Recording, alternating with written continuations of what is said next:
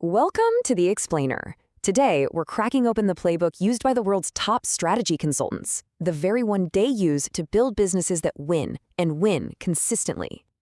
So here's the billion-dollar question, right? In a world that's just constant chaos and disruption, how does some companies always seem to be one step ahead while so many others just stumble? Well, here's the secret. It's not magic. It's not some stroke of genius that nobody can replicate. It's a disciplined, repeatable process, a playbook that's designed to cut through the noise and make smart, winning choices. And here's our game plan for breaking it all down. First, we're going to diagnose the environment. Then, we'll define your position and plan your growth. After that, we'll look at how to secure the future, and we'll wrap it all up with your strategic takeaway. Okay, let's dive right into mission one.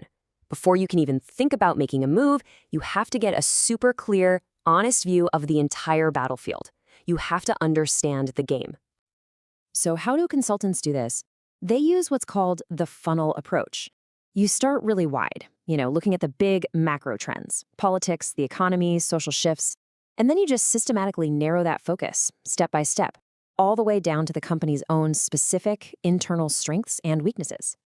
And a huge piece of that diagnosis is understanding the competition. But look, it's not just about your Tier 1 rivals, the usual suspects. The really scary strategic threats, the ones that can blindside you, often come from Tier 3. We're talking about those unexpected new players or substitute products that can completely rewrite the rules of the game. So the whole point of this diagnosis phase, the main goal, is to achieve what's called the double fit. It means your strategy has to make sense for the external market reality, and it has to fit what your company can actually do well internally. Because, let's face it, a brilliant plan that you can't execute is, well, it's totally useless. All right, so you've mapped the terrain. Mission number 2 is about making a choice, a really important one. You can't be everywhere and do everything. You have to decide exactly where on the board you're going to play to win. And this right here, this slide perfectly illustrates the fundamental choice every single company faces. Are you going to jump into the red ocean? That's a crowded market, bloody with competition, where everyone's fighting over the same customers.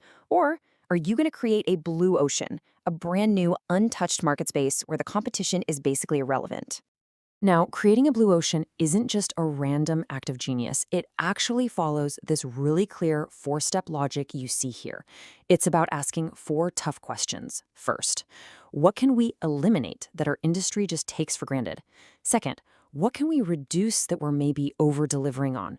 Third, where can we raise the standard way above what everyone else is doing? And finally, what can we create that's completely new? But whether you're in a red ocean or a blue one, this piece of timeless advice from strategist Michael Porter is always true. You have to make a clear choice. Are you going to be the cost leader, winning by being the cheapest, most efficient option? Or are you going to win through differentiation, being so unique and valuable that people are happy to pay more? If you try to do both, you almost always end up stuck in the middle, not really great at anything. Okay, let's move on to our third mission, planning the path for smart, sustainable growth. Because look, it's not just about getting bigger, it's about getting more profitable as you grow. Now, this is a classic, the Ansoff Matrix. And what's so cool about it is how it elegantly maps out the 4 fundamental ways a business can grow. You can try to sell more of your current stuff to your current customers. That's market penetration. You can create new products for those same customers, product development. You can find new markets for your existing stuff, market development. Or, the riskiest of all, you can try to create brand new products for brand new markets. That's diversification. It really forces you to think about risk versus reward. And even that riskiest path, diversification, it has 2 very distinct flavors. Related diversification is when you move into a new area, but you're still using your core strengths. So think about a sneaker company starting to make athletic clothes. Makes sense, right? Unrelated is a much bigger leap. That's like the same sneaker company deciding to open a chain of boutique hotels. Totally different ballgame. Okay, so you've diagnosed the market, you've chosen your position, you've planned your growth, but all of that is about winning today. The final and maybe most important missions are all about making sure your company is still around to win tomorrow. To do that, a company needs a really rare skill. It's called organizational ambidexterity. It's this incredible ability to do 2 totally opposite things at the same time. You have to exploit your current profitable business for all it's worth, while simultaneously exploring brand new, risky ideas that might become your future. It really is like trying to pat your head and rub your stomach at the same time, but for a massive corporation.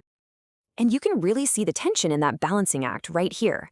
The exploit side of the business is all about efficiency, process, and minimizing risk to keep the money coming in. The explore side is the total opposite. It's about creativity, discovery, and embracing risk to find the next big thing. A great company needs both of these engines running at full throttle. But innovating is incredibly hard, and so many successful companies fall into these common traps. First is the winner's dilemma. This is when you're afraid to launch your next big thing because it might hurt sales of your current cash cow. It might cannibalize your success. That hesitation is exactly the opening a smaller rival needs. So, what this all comes down to is that long-term survival is about finding this delicate, ultimate balance. You need the stability of a rock to deliver profits today, but you also need the flexibility of a river to adapt and flow toward whatever opportunities tomorrow brings. So after walking through this entire consulting playbook, what's the one thing you really need to remember? Let's bring it all together. And this is maybe the most crucial takeaway. This playbook isn't a one-time checklist. You don't just work through it and you're done. The best companies in the world treat this as a continuous cycle. They are always diagnosing, always checking their position, and always exploring. The game never, ever stops. And that kind of leaves us with a final thought. We've seen how this structured way of thinking builds world-class companies. But how could you apply this exact same logic, diagnose, position, grow, and innovate, to the strategy for your own career or for your own personal goals?